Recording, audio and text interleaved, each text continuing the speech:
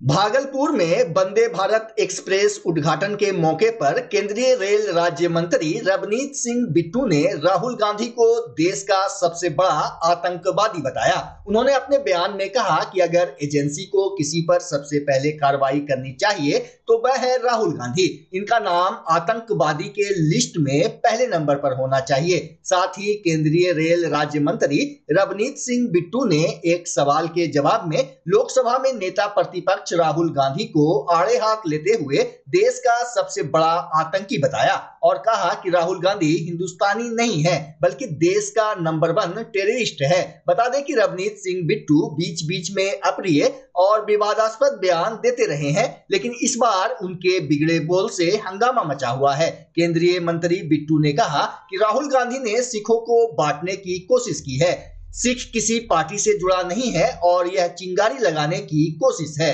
देखो, राहुल गांधी मेरी ख्याल से एक तो पहले वो हिंदुस्तानी नहीं है। उनको ज्यादा टाइम उन्होंने क्योंकि दुनिया के बाहर बताया है, उनके दोस्त वहां पे हैं, उनकी फैमिली वहां पे है, इस करके मेरी ख्याल से कहीं ना कहीं उनको अपने देश के साथ ज्यादा प्यार नहीं है। क्योंकि बाहर जाके हर चीज उल्टा पुल्टा बोलना, और खास तौर पे अब तो पहले बातें होती थी 2G स्कैंडल आ गया कांग्रेस की तरफ, कोल स्कैंडल आ गया, कॉमनवेल्थ में ब्रिज गिर गए और हो गया। अब तो भाई एक भी प्रधानमंत्री की फाइल कोई कह दे भी इस चीज में कोई एक भी फाइल में कोई साइन भी गलत हुई, वो तो अब बात है नहीं। अब कैसे डिवाइड करेंगे? कभी ओबीसी की बात कर लो, चाहे कहीं किसी कास्ट की बात कर लो, समझ है नहीं, समझ नहीं है उनको आज तक ये नहीं पता। आज 2004 में हम और इकट्ठे मेंबर पार्लियामेंट 9 में बने, आज तक वो आदमी ये नहीं सीख सका। आज भी वो रिक्शे वाले के पास जाके उसके सीखेंगे भी कैसे? अरे भाई, पॉलिटिकल जीवन में आपको अभी दर्द पता नहीं चला, मजदूर का दर्द क्या है, मोची का दर्द क्या है, एक कारपेंटर का दर्द क्या है, एक मैकेनिक का दर्द क्या है। आज एलओपी होके आप फिर कहीं चले जा रहे हो देखने, आपको जब अभी तक उसका दर्द, उसकी प्रॉब्लम ही नहीं पता। आप आधी से ज्यादा उम्र आपकी निकल चुकी है और लीडर ऑफ ऑपरेशन बने हो। अब आप फोटो खिंचवाने के लिए इससे मजाक बनता है कि इस आदमी को, जो हमारी बड़ी नंबर की पॉपुलेशन है, जो देहात में है, जो आम है, वो गरीब है, उसका दर्द ही नहीं पता। ये आज भी 5वीं बार एमपी होके वो अभी भी वो देखते हैं जाके भी क्या रिक्शे वाले का दर्द है। आज तक उन्हें उनका दर्द ही नहीं समझ आया, तो इतना जीवन किसमें लगा दिया। और इस बार तो सबसे बुरी बात जो सिखों को बांटने की कोशिश की है, जो कहा है यहाँ पे कितने सिख खड़े हैं, और मैं अभी गुरुद्वारा जा रहा हूँ, मैंने चैलेंज किया ओपन स्टेज पे बोल के भी कोई सिख यहाँ पे जो खड़ा है किसी पार्टी से जुड़े नहीं है। कोई सिख यहाँ पे बोलते भागलपुर में भी मुझे किसी ने बोला भी आप कड़ा नहीं डाल सकते, किसी ने कहा वो पगड़ी नहीं डाल सकते, किसने कहा वो गुरुद्वारे नहीं जा सकते। एक सिख यहाँ पे खड़ा होके कह दे मैं बीजेपी अभी छोड़ दूंगा। इतना मतलब चिंगारी लगाने के लिए पहले मुसलमानों की कोशिश की, उनको यूज करने की, अब नहीं हुआ। अब बिल्कुल बॉर्डर पे सिख हैं भाई, देश की रक्षा वो करते हैं, उनको साबोटाज करने की कोशिश की है। और जो देश के सबसे बड़े वांटेड हैं, जो राहुल गांधी ने बयान दिया है वही वो पहले देते थे। अब उन्होंने सेपरेटिस्ट ग्रुप है, सबसे जो माहिर हैं बम बंदूक गोला बारूद बनाने वालों ने, उन्होंने राहुल गांधी की जो बात है उसे सराहा है। और उनकी बात राहुल गांधी ने कही है। आप ये देख लीजिए, जो देश के दुश्मन जो बारूद गोली हर टाइम मारने की कोशिश करते हैं, उड़ाने की कोशिश करते हैं, जहाजों को, ट्रेन को, रोड को, जब वो लोग राहुल गांधी की सपोर्ट में आ गए, आप अंदाजा लगा लीजिए, राहुल गांधी खुद देश के नंबर 1 टेररिस्ट, अगर किसी को मेरी ख्याल से किस पे इनाम होना चाहिए पकड़ने के लिए, जब देश का सबसे बड़ा दुश्मन जो जिसको लाना चाहिए एजेंसीज को, वो आज राहुल गांधी है।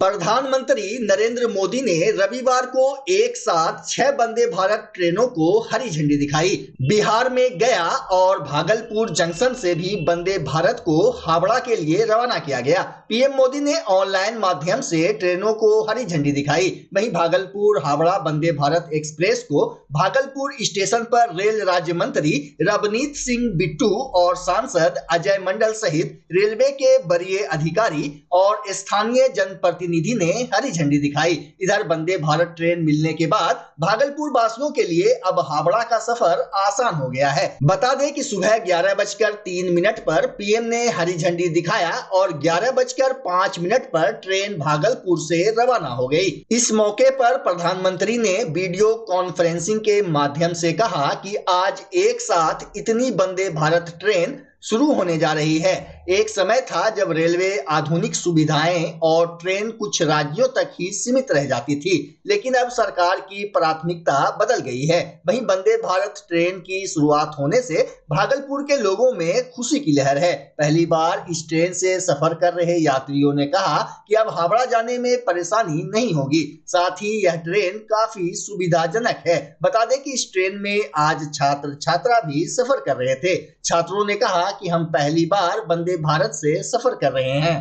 आज प्रधानमंत्री जी ने तकरीबन जो 2019 में वंदे भारत की शुरुआत की थी, क्योंकि अगर देश को 5वें नंबर पे लेके गए हैं और 3रे नंबर पे लेके जाना है, तो ये ट्रेनें भी बहुत इंपॉर्टेंट है, जिससे बिजनेस, कारोबार, व्यापार, क्योंकि अगर बिजनेस, व्यापार, कारोबार नहीं है तो शहर कैसे चलेंगे?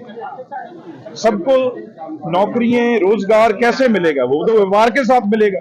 और उसी तरीके से आज जो भागलपुर से ट्रेन हावड़ा जा रही है, उसमें से जो चाहे वो सिल्क का व्यापारी है, चाहे बहुत ज्यादा कोल का काम भी आज, क्योंकि बीच में जो स्टेशन आएंगे गौडा है, चाहे दुनकर है, वो स्टेशन जब आएंगे वहां से बहुत बड़ी कोल माइंस है और वहां से हावड़ा, क्योंकि वहां पे आप जानते हैं शिप्स वहां से जाते हैं, वहां पे हमारी जो समंदर है, तो वो व्यापारी आने के लिए ये ट्रेन उनके लिए है। और जब वो आएंगे यहाँ पे अपना ऑर्डर देके वापस जाएंगे, ऑर्डर देने के लिए आएंगे और यहाँ से अपनी व्यापारियों से मिलके वापस जाएंगे, तो व्यापार का बहुत बड़ा यहाँ भागलपुर में फायदा होगा। जो पहले, क्योंकि उनके पास टाइम भी कम रहता है, क्योंकि सारी बड़ी कंपनियां हावड़ा में बैठी हैं, क्योंकि वहां पे पोर्ट है, तो वो सब 6 घंटे यहाँ पे आएंगे और वापस चले जाएंगे। इससे हमारे को मेन, चाहे वो सिल्क का हो, चाहे कोल का हो, चाहे बाकी भागलपुर का व्यापार बहुत ज्यादा खुलेगा और हमारे लोकल इंडस्ट्री को भी और लोकल व्यापारी को भी उससे बहुत बड़ा लाभ इस ट्रेन से होगा। ये ट्रेन आपको पता है हर चीज से लैस है, जीपीएस इसमें लगा हुआ है, आगे कवच जो एक्सीडेंट ना हो वो इसमें फिटेड है और इसमें जो सुविधा है, एक सीट जो 360 डिग्री वो आप टर्न कर सकते हैं, किधर जहां भी आप व्यू देखना चाहिए, ज्यादा अच्छे शीशे हैं और इसके बाथरूम, चाहे वो दिव्यांग लोग हैं उनके लिए बाथरूम बहुत अच्छे किए गए हैं और फैसिलिटीज बहुत ज्यादा है और बाकी ट्रेन से तेज चलती है। जो पहला रूट था वह 8 घंटे लगते थे, इसमें 6 घंटे लगे। टिकट फेयर और टाइमिंग को लेकर सर, टाइमिंग और टिकट फेयर को लेकर सर, देखो वो तो उसके हर अलग सेगमेंट है। अगर ये एक अच्छी ट्रेन चलानी है, अगर अच्छी वहां पे सुविधा देनी है, चाहे अच्छा खान पान हो, अच्छी चीज उसको मेंटेन रखना है, तो उसमें पैसा अलग। जो आपने कहा जो बिल्कुल सिंपल ट्रेन, बिल्कुल जो आखिरी शोर में खड़ा है, उसके लिए अमृत भारत जो ट्रेन है वो चल रही हैं और यहाँ भी पहले भी चल रही हैं और उससे अभी तो वो एक सैते पानी में एक तुक्का है, तो आगे 50 ट्रेनें अगले 6 महीने के अंदर अमृत भारत ट्रेनें और चलेंगी। और मैं एक बात कह दूं, हमने जब ये मोदी साहब की तीसरी टर्म आई है, हमने बहुत जोर से, पहले मंत्री जी अश्विनी वैष्णव जी ने जोर दे के ये हर कोच फैक्ट्री जहां भी है उनको नंबर बढ़ाने की, जो 3rd स्लीपर है जहां जिसमें हम जा सकते हैं, जो बिल्कुल सिंपल कोचेज हैं, जो उसको हर हजारों की गिनती में उनकी प्रोडक्शन है, अगर मैं कहूँ कपूरथला है, कपूरथला 200 डिब्बे हर महीने बन रहे हैं। इसलिए जहाँ जहाँ भी कोचेज हैं और रैक बढ़ाने की हमने पिछले 3 महीने से ऑर्डर दे चुके हैं और आप 6 महीने के अंदर देखेंगे बहुत बड़ी तब्दीली है जो जिसमें आम इंसान बैठ सकता है। बहुत बड़ा लाभ आने वाले में चेंज आपको दिखेगी। और भागलपुर जो वर्ल्ड क्लास रेलवे स्टेशन है उसके लिए पैसे का प्रबंध कर दिया गया, सब कुछ हो गया है। जल्दी से जल्दी उसका टेंडर होगा और भागलपुर का रेलवे स्टेशन है जो वर्ल्ड क्लास बने, उसको भी कम से कम 300 करोड़ तक 200 करोड़ तक वो जो है रेलवे स्टेशन बनने में काम आएगा। कई चीजें बताई, प्लेटफॉर्म की लेंथ की बात की भी, वहां पे जो 1 नंबर है वहां तो है, बाकी जगह प्लेटफॉर्म लेंथ है, वहां पे पूरे रैक नहीं आ सकते, इसकी भी तो वो चीज भी हम ज्यादा जल्दी से जल्दी करेंगे। और कोई सुविधा आने वाले दिनों में सबसे जोर प्रधानमंत्री जी का, केंद्र सरकार का, बिहार, छत्तीसगढ़, इन झारखंड, मध्य प्रदेश, ये राज्यों पे रहेगा।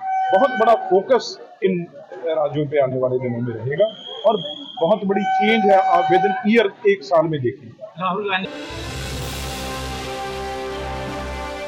नागरिक सेवा समिति के अध्यक्ष रिजवान खान ने आज वंदे भारत ट्रेन का उद्घाटन करने भागलपुर पहुंचे केंद्रीय रेल राज्य मंत्री रवनीत सिंह बिट्टू का बुके देकर स्वागत किया।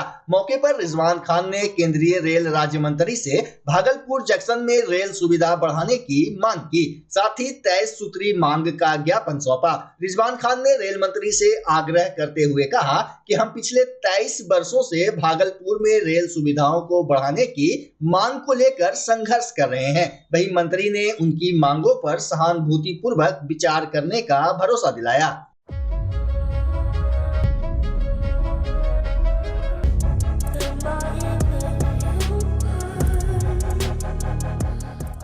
हजरत मोहम्मद साहब के यौम पैदाइश के अवसर पर रविवार को भागलपुर मुस्लिम माइनॉरिटी डिग्री कॉलेज परिसर में रक्तदान शिविर का आयोजन किया गया। शिविर का आयोजन द केयर ऑफ ह्यूमैनिटी की ओर से किया गया था, जिसमें काफी संख्या में लोगों ने रक्तदान किया। वहीं द केयर ऑफ ह्यूमैनिटी के फाउंडर शाहिद हुसैन ने बताया कि इस नेक काम में युवाओं ने बढ़ चढ़कर हिस्सा लिया, साथ ही कहा कि आगे भी इस तरह का आयोजन किया जाएगा। वहीं कैफी आजम आज के ब्लड डोनेशन कैंप के पहले डोनर रहे। शिविर में ग्लोबल ब्लड बैंक के चेयरमैन बाजिद अंसारी, अरुण कुमार झा, मोहम्मद साहिद, डॉक्टर अमित आनंद, नसीमा दिलकश के अलावा डॉक्टर और टेक्नीशियन टीम का भरपूर सहयोग रहा। इसके पूर्व शिविर का उद्घाटन खानकाह शहबाजिया के प्रधान शिक्षक Mufti Farooq Alam Ashrafi, Muslim minority degree college के उप प्राचार्य डॉक्टर परवेज अख्तर, प्रोफेसर इकबाल अहमद, समाजसेवी एनुल हुदा, डॉक्टर रजीमा, डॉक्टर मुनव्वर आलम, मोहम्मद रकीब खान, दाऊद अली अजीज और आगत अतिथियों ने संयुक्त रूप से फीता काटकर किया। मौके पर डॉक्टर इकबाल अहमद ने बताया कि आरबीसी यानी रेड ब्लड सेल 120 दिनों में स्वतः समाप्त हो जाता है, इसलिए एक सेहतमंद इंसान को समय समय पर रक्तदान जरूर करना चाहिए। उन्होंने जानकारी दी कि लाल रक्त कोशिकाओं का जीवन काल 100 से 120 दिनों का होता है।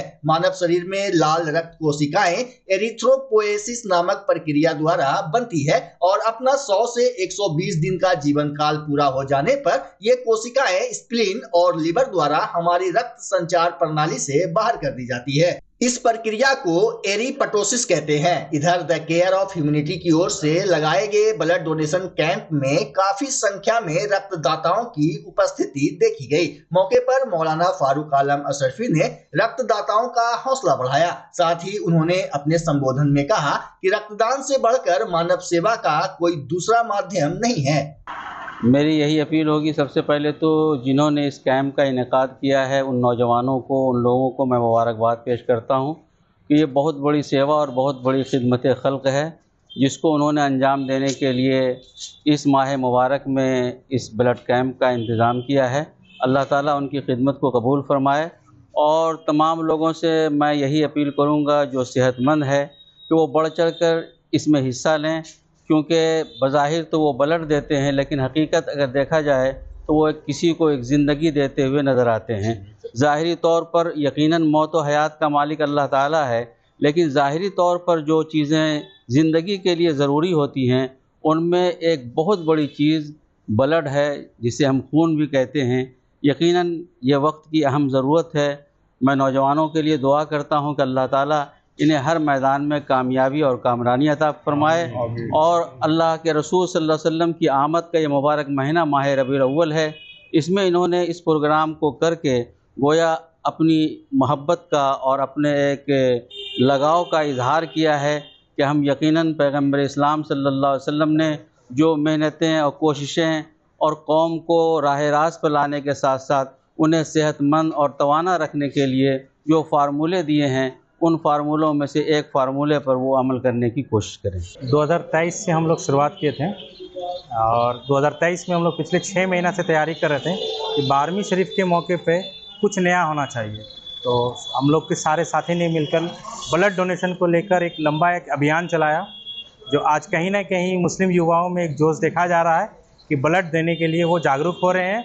और जो ब्लड की कमी है भागलपुर शहर हो या फिर अन्य शहरों में, तो युवा जाग रहे हैं और ख़ास करके मुझे खुशी है कि मुस्लिम युवा जाग रहे हैं, उनके अंदर एक जोश पैदा हो रहा है कि हमको ब्लड देना। अब क्या इस तरह के कारवां को कैसे आगे बढ़ाएंगे?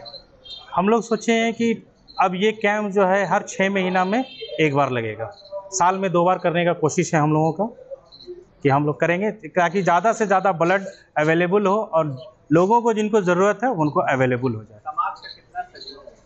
देखिए, अभी अवेयरनेस फैलाया जा रहा है, ये माहौल बन रहा है, ये धीरे धीरे बढ़ेगा और आगे चल के हमको लगता है कि हम लोगों का यूनिट ज़रूर है कि 400 से 500 तक जाएगा।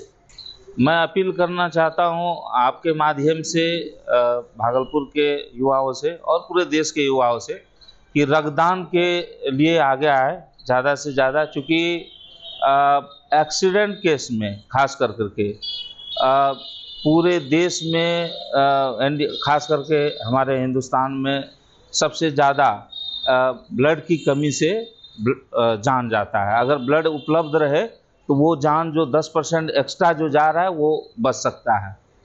तो हम सभी युवाओं को आग्रह करेंगे कि वो ज़्यादा से ज़्यादा रक्तदान करें। कितने आयु वर्ग के युवा वर्ग रक्त दे सकते हैं? मिनिमम 18 ईयर्स और मैक्सिमम 65 साल। लोगों में ये भ्रांति है कि ब्लड डोनेट करने से हम कमज़ोर हो जाएंगे या फिर मतलब हमारे शरीर में सीमित मात्रा में ब्लड है, जो देंगे तो उससे हम कमज़ोर हो जाएंगे, लेकिन ऐसा कुछ नहीं है। हम 17 बार रक्तदान कर चुके हैं और जब से हम रक्तदान करना स्टार्ट किए हैं तब से हमको कोई भी बीमारी नहीं है, कभी भी हम जल्दी बीमार भी नहीं पड़ते हैं। कितना बार रक्तदान किए?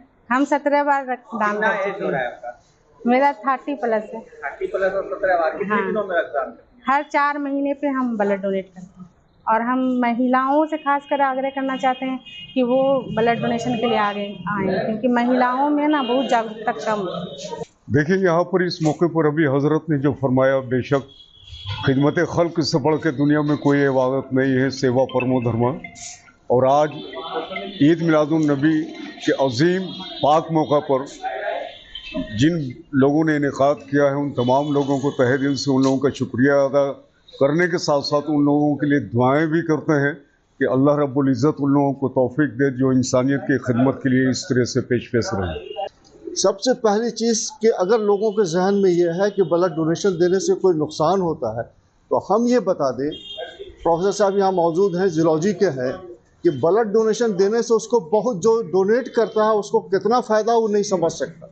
सोसाइटी तो बाद में, पहले सिर्फ आप ब्लड प्रेशर आपका ठीक रहता, अगर हार्ट के मरीज़ है तो वो आपको हार्ट को ठीक रखता है, किडनी का प्रॉब्लम है तो किडनी से क्या बीमारी से बचता है। सेकेंडली ये कि आप किसी की जान बचाने के लिए अगर एक कोशिश है तो वो कोशिश कितनी बड़ी है उसको लफ्ज़ों में बयान नहीं किया जा सकता। सबसे पहले जो है द केयर ऑफ यूनिटी के तमाम जितने भी मेंबरान हैं उनका शुक्रिया अदा करते हैं कि आज इस बेहतरीन दिन, कल यौम पैदाइश हज़रत सल्लल्लाहु अलैहि वसल्लम की है, उसी मौके पे इन्होंने जो है इनेकाद किया है इसका। देखिए, ब्लड जो होता है, मोस्टली ब्लड में 2 बहुत इंपॉर्टेंट हैं, RBC और WBC, red blood cells and white blood cells. तो एक्चुअली जो है RBC बहुत इंपॉर्टेंट होता है, क्योंकि वो शरीर में जब हम सांस लेते हैं तो वो ऑक्सीजन को कैरी करता है। तो ज़्यादातर बीमारियां जो होती हैं, जैसे थैलेसीमिया है और अदर बीमारी हो, तो ब्लड की कमी होने से जो है ऑक्सीजन का कैरी जो है नहीं हो पाता है, जिससे ऑक्सीजन की कमी के कारण जो है मृत्यु भी हो जाते हैं। इसलिए अगर कोई भी व्यक्ति किसी एक यूनिट भी देते हैं तो एक आदमी की ज़िंदगी वो बचाते हैं। और ये भी मैं कहना चाहूँगा कि एक यूनिट अगर ब्लड हम लोग जो है डोनेट करते हैं उसमें 3 लोगों को फ़ायदा होता है।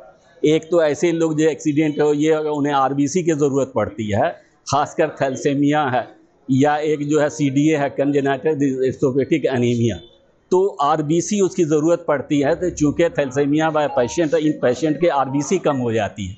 दूसरा प्लाज्मा है, जैसे आजकल देख रहे हैं कि बहुत सारी डेंगू बीमारी हो रही है, तो डेंगू बीमारी जो है वो में प्लाज्मा की कमी हो जाती है, प्लेटलेट्स की कमी हो जाती है। तो वो प्लाज्मा में अगर सेपरेट करके रहते हैं तो डेंगू की बीमारी में भी काम आता है। साथ साथ प्लाज्मा जो अलग से भी अगर रहने तो एक माइस्थीनिया बीमारी होती है, जिसमें क्या होता है कि इम्यून सिस्टम वो अटैक कर देता है, तो उसमें सिर्फ प्लाज्मा का पूरे शरीर का रिप्लेस रेगुलर करते हैं। तो एक यूनिट ब्लड से हम 3 तरह के बीमारियों का इलाज किया जा सकता है। भागलपुर जिला परिषद के मुख्य सभागार में आज गरीबी उन्मूलन को लेकर निःशुल्क कार्यशाला का आयोजन किया गया। कार्यशाला में केंद्र और राज्य सरकार की मुख्य योजनाओं के बारे में लोगों को जानकारी दी गई। कार्यशाला बेस्को सहित कई एनजीओ के संयुक्त तत्वाधान में आयोजित किया गया। मौके पर सैयद अशरफ शाह ने कहा कि जानकारी के अभाव में लोगों को सरकार के योजनाओं का लाभ नहीं मिल पाता है, इसलिए गरीबी उन्मूलन को लेकर जिला परिषद सभागार में कार्यशाला आयोजित की गई। कार्यक्रम के दौरान जीवन जागृति सोसाइटी के अध्यक्ष डॉक्टर अजय कुमार सिंह ने आयुष्मान भारत योजना की विस्तृत जानकारी दी। डॉक्टर अजय ने बताया कि भारत सरकार देश के नागरिकों के लिए बहुत सी योजनाएं चलाती है। सरकार ने साल 2018 में लोगों के स्वास्थ्य को देखते हुए उन्हें मुफ्त इलाज की सुविधा देने के लिए प्रधानमंत्री आयुष्मान भारत योजना शुरू की थी। इस योजना के तहत गरीब जरूरतमंदों को मुफ्त इलाज की सुविधा दी जाती है। उन्होंने कहा कि आयुष्मान कार्ड धारकों को सभी सरकारी और निजी योजना में सूचीबद्ध अस्पतालों में कैशलेस इलाज की सुविधा मिलती है। इस अवसर पर प्रोफेसर देवज्योति मुखर्जी, सुनील कुमार, राजीव प्रताप, गोविंद अग्रवाल, सैयद शाह अली सज्जाद, आशीष पांडे समेत दर्जनों लोग मौजूद थे। जहाँ तक स्वास्थ्य संबंध में है तो स्वास्थ्य संबंध में सरकार की बहुत सारी योजनाएं हैं। एक तो है कि सरकारी जो भी अस्पताल हैं वो आपका अधिकार है कि वहाँ आप इलाज कराएं, और आपको यदि कोई असुविधा होती है, कोई दवा नहीं मिलती है, तो उसके लिए आप वहाँ के इंचार्ज को करें। आजकल जैसे सीटी स्कैन, एमआरआई वगैरह जांच, एमआरआई प्राइवेट में 6,500 7,000 लगता है, लेकिन सरकारी में पेड है और कम है, बहुत कम है, 1/3 1/4 में है। तो ये भी एक बड़ी राहत है। हम लोग प्राय सभी को बता देते हैं कि आप चाहे तो इसको सरकारी में इसको करा सकते हैं और वहाँ भी आसानी से हो जाता है। तो ये भी एक बड़ी कि आप प्राइवेट में यदि दिखा भी रहे हैं, लेकिन आप यदि जांच मशीन तो वही है और मशीन काफ़ी अपडेटेड ही रहता है सरकार के यहाँ भी। तो सरकारी में आप जो विशेष जांच है वहाँ भी करवा सकते हैं। इलाज के अलावे आजकल आयुष्मान एक बड़ी योजना सरकार के द्वारा है और मैं समझता हूँ कि सभी लोग आयुष्मान के बारे में जानते होंगे। आयुष्मान का लाभ डायरेक्टली और इनडायरेक्टली कोई उठाए हैं तो कृपया हाथ उठाएं। कोई उठाए हो आयुष्मान का लाभ अभी? तो डायरेक्टली लगता है नहीं उठाए हों, लेकिन बहुत लोग इसका योजना का लाभ उठा रहे हैं। ये प्राइवेट और सरकारी दोनों जगह है। सरकारी में भी आप यदि इंदिरा गांधी भी चले जाते हैं तो वहाँ जो चार्ज लगता है वो ख़त्म हो जाता है। मायागंज में भी यदि आपको कुछ पेड करना पड़ता है, पेमेंट करना पड़ता है, वो भी नहीं लगता है। और प्राइवेट में तो टोटली पेड है और वहाँ भी आपको यदि आयुष्मान के अंतर्गत है तो नहीं लगता है। अब आयुष्मान में कौन लोग हैं इसके लाभुक, तो ये सरकार के डाटाबेस में ये ऑलरेडी पुटअप किया हुआ है कि कौन लोग आयुष्मान में हैं। पहले जैसे राशन कार्ड होता था तो समझिए कि राशन कार्डधारी लगभग सभी आयुष्मान में हैं। ये जो है पॉवर्टी एलिवेशन वर्कशॉप है, जिसमें कि गरीबी रेखा से जो लोग हैं उनको कैसे उठाया जा सकता है, और ख़ास करके थ्रू गवर्नमेंट स्कीम, क्योंकि हमारे पास, आपके पास इतना नहीं है कि बहुत सारे लोगों को हम मदद कर सकते हैं, लेकिन अगर उनको फैसिलिटेट कर देते हैं, उनकी मदद कर देते हैं, उनको बता देते हैं, तो उससे काफ़ी आसानी हो जाती है। और हमारा शाह मार्केट में बिस्को का नागरिक विकास केंद्र का एक सेंटर भी चल रहा है, जहां लोग आए और जो सरकार की यानी बिहार सरकार की 47,000 करोड़ से ज़्यादा जो वेलफेयर स्कीम्स के ऊपर जो फंड है उसको यूटिलाइज कर सकते हैं। सेंट्रल गवर्नमेंट की ऐसे ही जो है बहुत सारी स्कीमें हैं जिसको हम लोग यूटिलाइज कर सकते हैं। लोगों को मालूम नहीं है उस स्कीम के बारे में, दस्तावेज क्या लगेगा और कहाँ हमें जाना है। ये तमाम चीज़ को ब्रिज करने के लिए यानी जो सरकार की स्कीम है और जिनको चाहिए उसको ब्रिज करने के लिए जो सेंटर है वो सेंटर हमारा चल रहा है। और आज हम लोग वही सब शेयर कर रहे हैं कि भाई किस तरह से क्या क्या दिक्कतें आती हैं, उसको कैसे आप सॉल्व करेंगे। आइए यहाँ समझिए और इसको अपने एरिया में, अपने पंचायत में, अपने वार्ड में किस तरह से स्टार्ट कर सकते हैं, इसकी हम लोग फैसिलिटी, इसके बारे में भी हम लोग शेयर कर रहे हैं और हम लोग मदद करने को तैयार हैं। जिला परिषद सभागार में आप देख रहे हैं कि बेस्को, जीवन जागृति सोसाइटी, दशांश फाउंडेशन, चांद और ह्यूमन वेलफेयर ऑर्गेनाइजेशन के युग्म तत्वावधान में गरीबी उन्मूलन कार्यशाला गवर्नमेंट स्कीम्स के तहत, चाहे वो केंद्र सरकार हो या राज्य सरकार हो या नगर सरकार हो, जो भी स्कीम्स चल रहे हैं उसमें गरीबी उन्मूलन कैसे हो सकते हैं, उसमें हेल्थ स्कीम्स के भी बारे में बताए जा रहे हैं, एजुकेशन के बारे में भी बताए जा रहे हैं और जितने भी उनका रोजगार के स्कीम्स हैं, उद्यमी योजना है, सारे के बारे में विस्तार रूप से बताए जा रहे हैं। और इसका लाभ उठा के जितने भी जागरूक लोग यहाँ पार्टिसिपेंट्स हैं, आइदर वो एनजीओ से बिलोंग करते हैं या सामाजिक कार्यकर्ता हैं या यूथ हैं, पोटेंशियल यूथ हैं या ब्लॉगर हैं, वो सब इसके बारे में थोड़ा सा प्रचार प्रसार करेंगे और उस स्कीम को ठीक ढंग से लागू करवा के गरीबी उन्मूलन कार्यक्रम का हिस्सा बनेंगे। भागलपुर में कैसे व्यापक रूप दिया जाएगा? जी, भागलपुर में प्लानिंग यही हो रहे हैं कि जन जन तक पहुंचाया जाए। उसके लिए नागरिक विकास केंद्र के नाम से एक सेंटर खोला गया है शाह मार्केट में। आप वहां आए और फिजिकली रूप में आपको जो भी जरूरत है आप उसका लाभ उठाएं। और उनमें ऑफिशियल्स अमित कुमार जी बैठते हैं, उनका फ़ोन नंबर भी अभी दिया गया है सबको, उस फ़ोन नंबर को भी आप यूज़ करके इसका व्यापक लाभ उठा सकते हैं।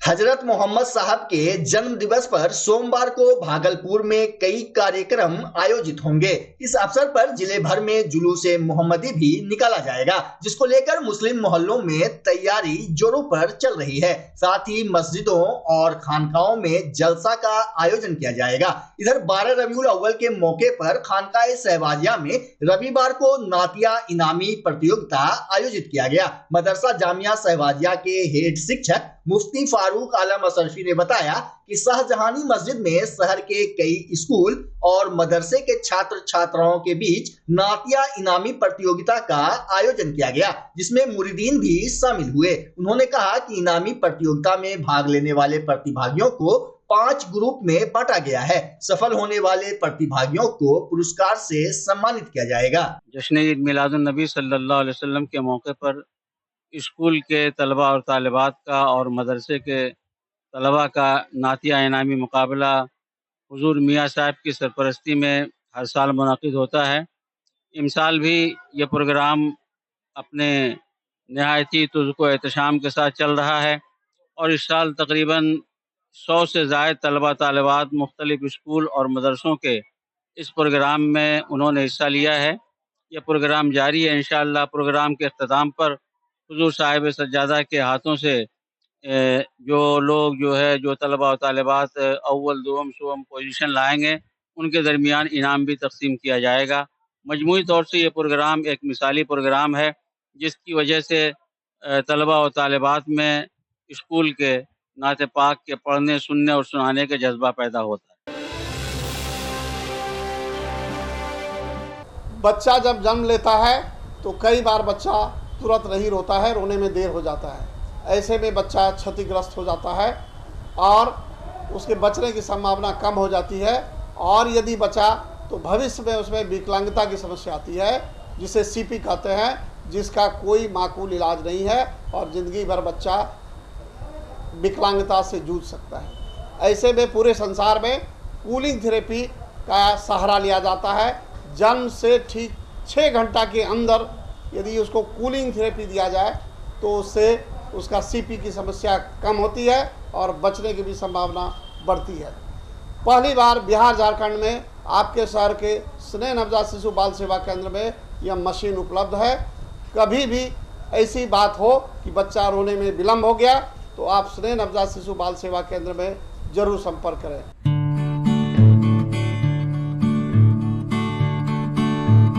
घर शिफ्ट करना हो या ऑफिस रीलोकेट करना हो, मेक माई शिफ्ट के साथ अपने सामान को सुरक्षित पहुंचाइए कहीं भी कभी भी। मेक माई शिफ्ट देते हैं residential and office relocation, long distance relocation, heavy machine shifting, packing and moving, international and intercity moving, car transportation जैसी ढेरों best services. Make my shift packers and movers. For bookings call 8298-181-018 या log on करें www.makemyshift.in। Rinku LED bulb एक बार लाओ और चलाते ही जाओ। हमारे एलईडी बल्ब्स है क्वालिटी में नंबर 1 और एनर्जी एफिशिएंट, जो रखे एनवायरनमेंट और आपके बिजली के बिल दोनों का ख्याल। रिंकू एलईडी बल्ब के साथ एनर्जी बचाओ और बिल घटाओ। ये है पावर सेविंग लाइट जो चले लंबे समय तक और रखे आपके घर को रोशन। हमारे यहाँ एलईडी लाइट्स मिलते हैं एक व्यापक रेंज में जो आपकी हर जरूरत को पूरा करेगी। लेकिन यही नहीं, हमारे एलईडी लाइट सिर्फ चमकदार नहीं बल्कि एनवायरनमेंट फ्रेंडली भी है। तो आज ही लाओ रिंकू एलईडी बल्ब और पाओ 1 साल की वारंटी का भरोसा। रिंकू एलईडी बल्ब्स, नई जनरेशन के स्मार्ट बल्ब्स। आज ही संपर्क करें 8651063786 या मेल करें rinkooledbulb@gmail.com। हमारा पता असाननपुर, भागलपुर, बिहार 812002।